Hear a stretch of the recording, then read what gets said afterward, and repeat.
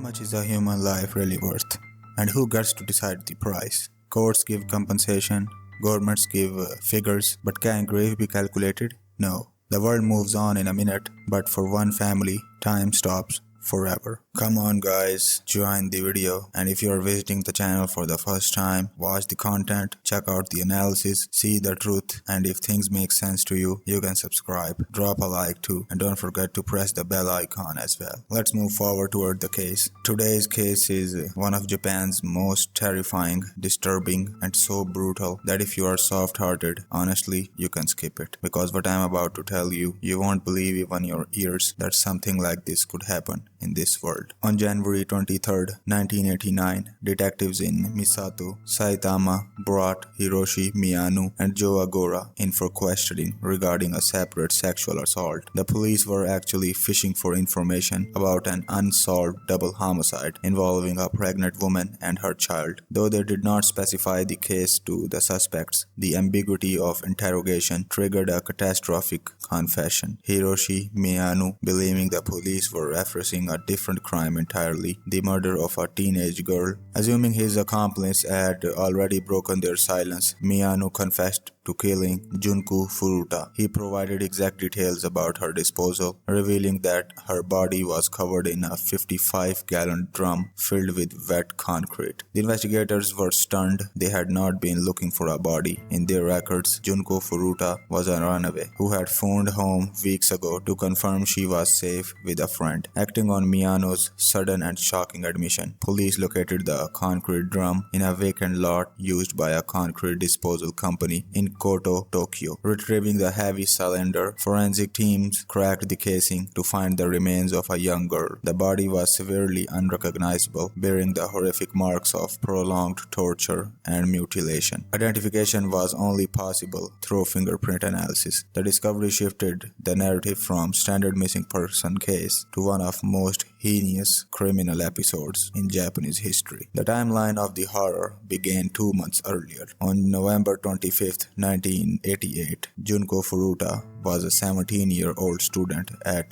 Yashio Manami High School in Misato. She was described as a vibrant, responsible student, a mother figure of her friend group, who worked a part-time job at a plastic molding factory to save the graduation trip. She had a job lined up at an electronics retailer and dreams of becoming a singer. That evening, she was riding her bike home from work around 6:30 p.m. when she was ambushed. It was a coordinated strike. Shinji Minato, a 16-year-old low-level member of Yakuza affiliate, jumped from the bushes and kicked her off her bicycle. Before Junko could process the attack, Minato fled the scene. Across the street, Hiroshi Miyano, whom Junko recognized from school, immediately approached her, posing as a good Samaritan. He affected concern for her safety, warning her that the attacker might return. Preying on her familiarity with him, he offered to walk her home. Junko accepted. Distracted by conversation and relief of a familiar face, instead of taking her to her residence, Miyano led her to an abandoned warehouse. There the facade dropped. He threatened her, claiming that failure to comply would result in her death by the Yakuza. In that warehouse, she was for the first time. Miyano then took her to a nearby motel where she was assaulted twice more. The following day, November 26th, Miyano enlisted the help of his core group, Joe Agura, 17 years old, Shinji Minato, 16 years old, and Yasushi Watanabe, 17 years old. They were all low-level gang members known as Jinpira, engaging mostly in theft and opportunistic sexual violence. Just weeks prior, they had another woman, but released her after several hours. She had been too terrified to report the crime to the police. With Junko, they had no intention of letting her go. The group met at a park where they rifted through her belongings, finding her address book. This information became a leash. They threatened to harm her family if she attempted to escape, ensuring her compliance through terror. They moved their captive to Minato's home. This was a critical factor in the extended nature of the crime. Minato lived with his parents, who were aware of their son's involvement with the Yakuza gang and were too frightened to intervene. When the boys brought Junko inside, they forced her to tell his parents that she was Minato's girlfriend. The parents, either willfully ignorant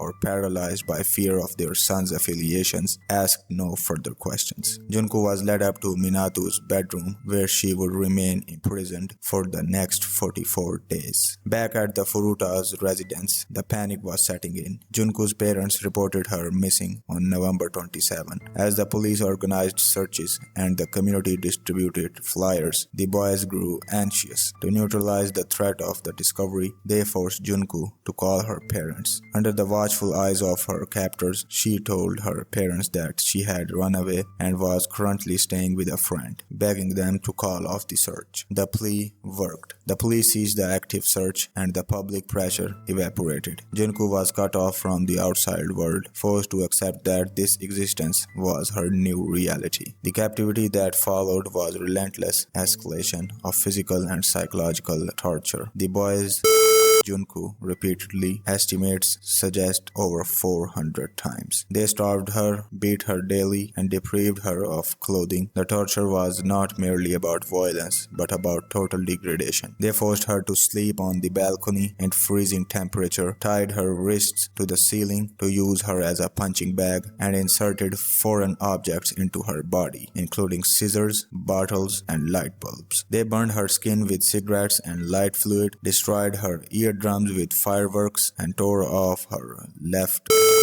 with pliers. As her body deteriorated, she was forced to drink her own urine and eat cockroaches. The physical toll was catastrophic. Junko's internal injuries were so severe that she eventually lost control of her bowel movements and vomited immediately after eating or drinking, which only invited further punishment from her captors. Her brain reportedly shrank due to extreme dehydration. By the end of her captivity, she was drifting in and out of consciousness. Her face and body so swollen and battered she was barely recognizable. Yet the boys did not intend to kill her initially. She was a living toy for their amusement. As the weeks passed, the group widened the circle of abuse. They invited other gang members of the house to participate in the assaults. For most, this was just another facade of their violent lifestyle. However, the invitation of a member named Koyochi proved to be the only moment of hesitation. Koyochi visited the house with friends and was immediately sickened by Junko's condition. While he still participated in the assault under peer pressure and fear of the group, the experience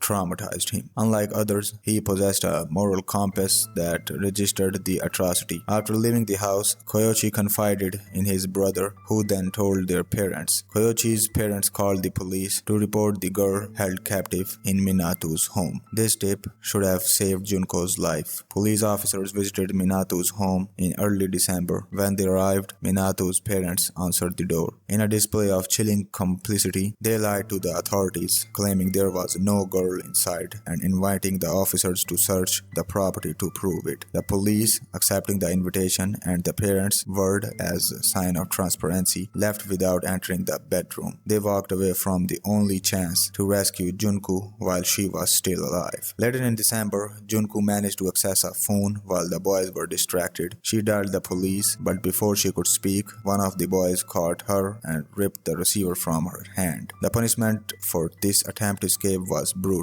They poured a lighter fluid on her legs and set her on fire. The burns were severe, but she was denied medical attention. As her condition worsened, she began to plead with her captors to kill her. She saw no hope of a rescue and could no longer endure the pain. The boys refused, continuing to abuse her even as her body began to shut down. By early January, the boys' interest in Junko waned. As her physical state decayed, the smell of her deteriorating condition became a discomfort. They briefly abducted and another woman, releasing her shortly after, but found that the thrill was gone. On January 4th, 1989, the final act of violence occurred. The four boys, Miyano, Minato, Ogura, and Watanabe, lost a game of mahjong. Frustrated by their loss, they took their anger out on Junko. They beat her for 2 hours, whipped her, and dripped hot candle wax onto her eyelids. To avoid getting blood on their hands during the savage beating, they wrapped their hands in plastic bags. Junko Furuta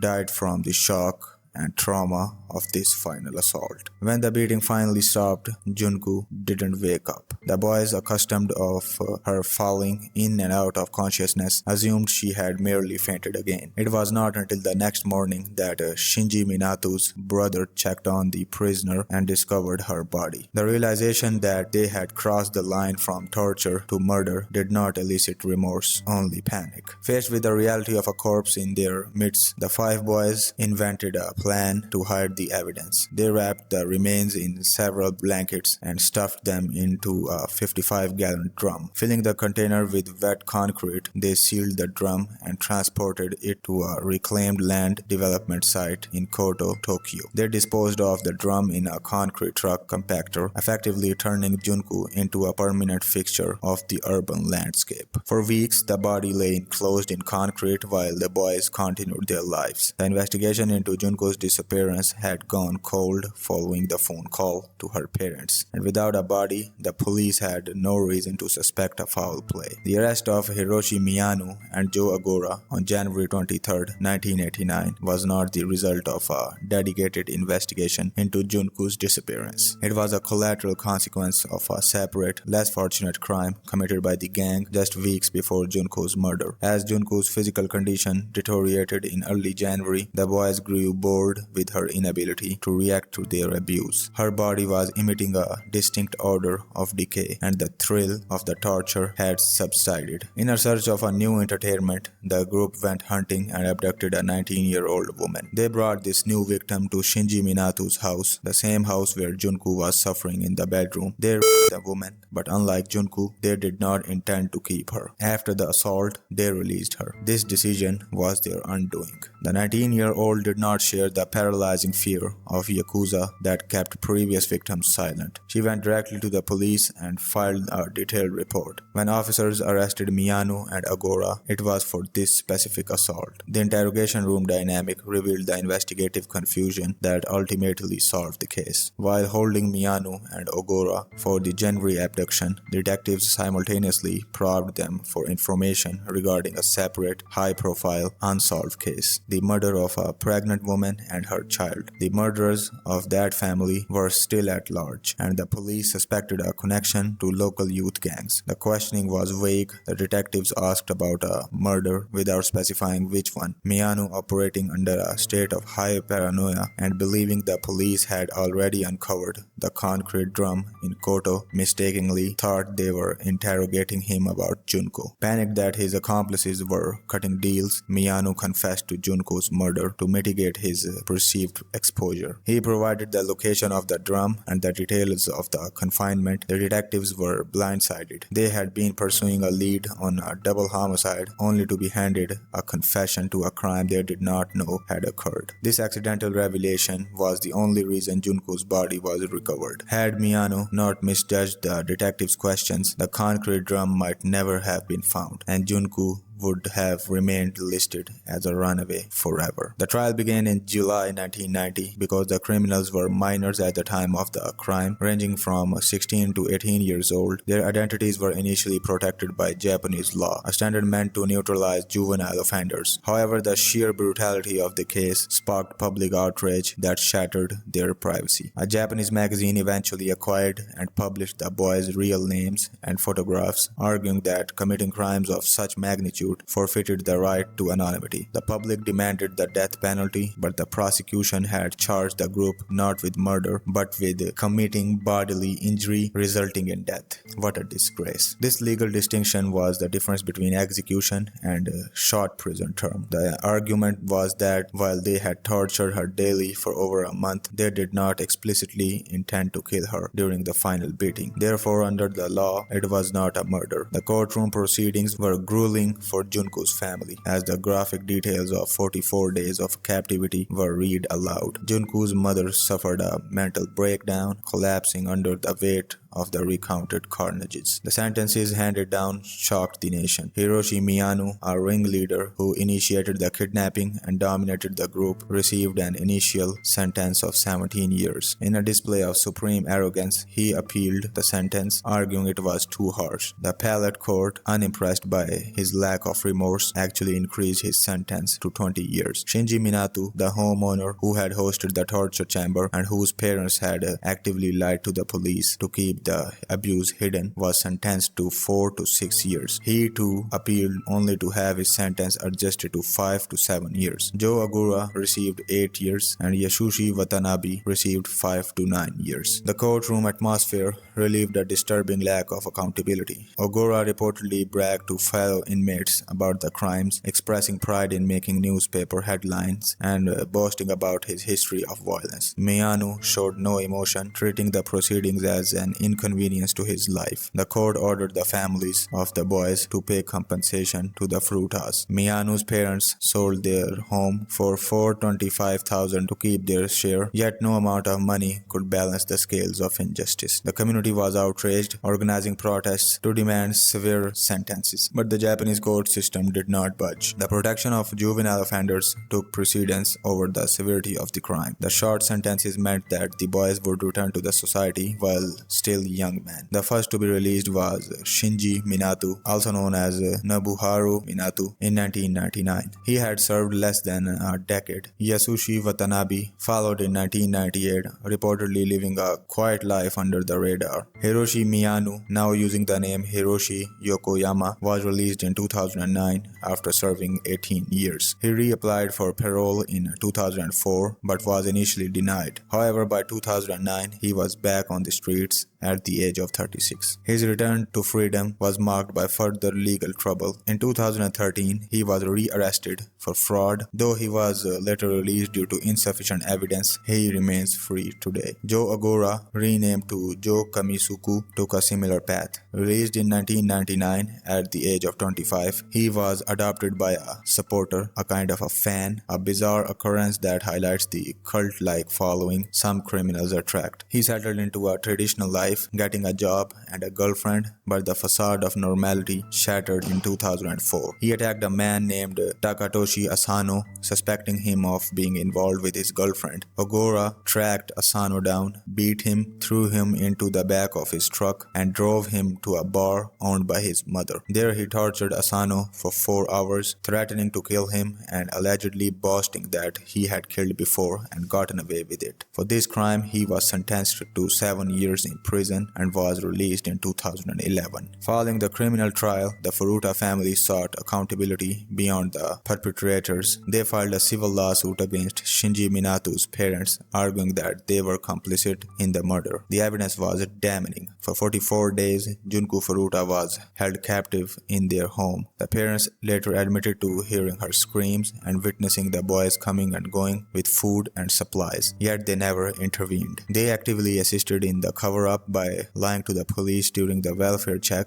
in early December. During the trial, it was revealed that Minato's mother was aware of the gang presence and the violence occurring under her roof. Her inaction was driven by fear of her son and his Yakuza connections, but the court found this insufficient justification. The Furuta family won the lawsuit, a rare victory in Japanese legal system, against the parents of a minor offender. The ruling ordered the Minato family to pay significant damages to Furutas, acknowledging that their silence and weakness were essential components that allowed the torture to continue for as long as it did. This civil victory stood in plain contrast to the lenient criminal sentences. While the Minato's parents faced financial ruin, their son served only a few years. The discrepancy highlighted a systematic failure. The law punished the facilitators financially but failed to incarcerate active torturers for a duration equal with their crimes. The release of the offenders offered the public a horrific long-term study on the failure of juvenile recovery system. Joe Agora, who changed his name to Joe Kamisuku, became the most blatant example of the system's inability to reform a violent psychopath. Released in 1999 after serving 8 years, Ogura did not reintegrate into society quietly. He reaped a strange, fanatical following. One supporter eventually adopted him, a bizarre legal maneuver that allowed him to start fresh with a new family name. In 2005, 4, perhaps the most disturbing postscript to the case involves the reaction of the criminals' families rather than the criminals themselves. While the Furuta family mourned and fought for justice, the mother of Joe Agura directed her rage towards the victim. She became fixated on the idea that Junko Furuta was responsible for ruining her son's life. She frequently visited Junko's grave to vandalize it. Witnesses reported seeing her destroy flowers, tear up offering, and scream at the headstone, blaming the dead girl for her son's imprisonment and subsequent criminal record. It extended the torture of Junko's family beyond the courtroom, forcing them to guard their daughter's resting place from the mother of her murderer. Shinji Minato, now known as Nobuharu Minato, followed a similar trajectory. Released in 1999, he managed to stay out of the headlines for nearly 2 decades. However, violence eventually resurfaced. In 2018, Minato was arrested for attempted murder. The details of the crime were terrifyingly similar to his youth. He attacked a 32-year-old man using a metal rod to beat him before slashing his throat with a knife. The brutality of the attack, using a metal hit and a knife to inflict maximum damage, mirrored the methods used against Junko decades earlier. It confirmed that the pathology, which allowed him to torture a teenage girl in his bedroom while his parents watched TV in the living room, had never been cured. The arrest in 2018 confirmed the worst fears of the public. The sentences handed down in 1990 were not restoration, they were a pause in the violence. Throughout the entire saga, from 1988 to the present, the role of the silent enablers remains a critical, often overlooked. The group of 4 boys did not operate in a vacuum. They operated within a social structure that included Shinji's fearful parents, the friend of Koyuchi who participated in the rather than calling the police immediately, and the fan base that supported Joe Agura after his release. When the police knocked on Minato's door in 1988 December, they were inches away from saving Junko's life. The only barrier was lie told by Shinji's mother. That single lie commanded Junko to another 25 days of torture and eventual death. The legal system recognized this negligence only in a civil lawsuit, but the moral weight of that decision is immense. The boys were the instruments of death, but the environment of silence and fear provided by the adults around them was the sheath that allowed the weapon to strike repeatedly. Agora's support system went beyond fan letters. A supporter, impressed by his infamy or perhaps persuaded by his manipulations, legally adopted him as an adult. This allowed him to leave prison in 1999 with a new name and new family connection, bypassing the stigma that usually follows convicted murderers. He was handed a second chance of life on a silver platter, a luxury Junko Furuta was never afforded. The leniency of the Japanese juvenile justice system in 1990s was based on the belief that young offenders could be reformed. The subsequent lives of the concrete, encased high school girl murderers have served as a decades-long refutation of that belief. While their murderers move on their lives, some was re-offending and others fading into obscurity, Junko Furuta remained frozen in time. Her funeral was held on April 2, 1999, over a decade after her death. The ceremony provided a forbidding closure for a family that had been denied justice. During the service, her high school presented her parents with a subsequent graduation certificate, acknowledging the milestone she never reached. The electronic retailer, where she had been scheduled to work, handed over the uniform she would have worn, which was placed in her casket. A friend delivered a eulogy that captured the tragedy of a life stolen. Junko-chan, welcome back. I would have never imagined that we would see you again in this way. The happy smiles we all made for the school festival looked really good on you. Junko, there is no more pain, no more suffering. Please rest in peace. The case remains an open wound in Japanese legal perception. It exposed the dark underbelly of Bosozoko and Chinpira culture, the terrifying passivity of bystanders like Minato's parents, and the failure of juvenile system to handle heinous crimes. The argument that short sentences would facilitate recovery was proven false, as the criminals stepped back into the world of violence almost immediately upon release. Today, the concrete drum that held her body is long gone, and the boys who brutalized her walk free under new names, protected by the statues that prioritize the privacy of guilty over the memory of the victim. The investigation into her death concluded decades ago, but the frustration surrounding the case lingers. The total disregard for human life exhibited by the group, starting with the abduction, escalating through the torture, and continuing even today with the behavior of their families, paints a picture of a systematic failure. The justice system protected the futures of 4 violent young men, sacrificing the memory of their victim in the process. So that was today's case. If you are still here, please subscribe to the channel and give the video a like. I'll head out now. We'll meet again in the next case. Till then, goodbye and good night.